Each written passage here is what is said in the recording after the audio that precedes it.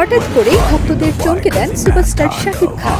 নিজের সিনেমার বাইরে ঈদের আরেকটি সিনেমার পাশে দাঁড়ালেন তিনি। ভক্তদের সঙ্গে ভাগাভাগি করে নেন আরিফিন শুভর নীলচক্র সিনেমার পোস্টার। ফেসবুকে এমন পোস্টের পর ভক্ত ও সহকর্মীদের কাছ থেকে বাহবা পাচ্ছেন শাকিব খান।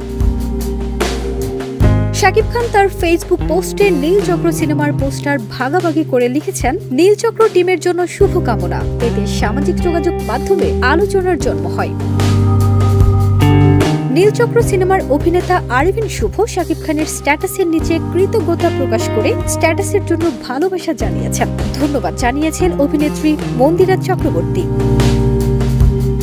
সিনেমার পরিচালক মিঠু খান কৃতজ্ঞতা প্রকাশ করে লিখেছেন, নীলচক্রর নির্মাতা হিসেবে এই প্রাপ্তি অসাধারণ। আপনি বাংলা সিনেমার ধারক ও বাহক। আপনি যে বাংলা সিনেমার পাশে সবসময় সর্বদা জাগ্রত, এই পোস্টে তারই প্রমাণ স্বরূপ রেখে দিলাম। নিশ্চয়ই সামনে আপনি নিজেকে ছাড়িয়ে যাবেন। চমক তুলে রাখলাম।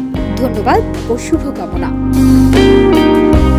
নীলচক্র ছাড়া এবাড়িতে একযোগে ঢাকা ও ঢাকার বাইরে মুক্তি পেয়েছে শাকিব খানের তাণ্ডব সহ উৎসব, ইনসাফ, টগর, এশা মার্ডার, কর্মফল সিনেমাগুলো। দেশ রূপান্তর।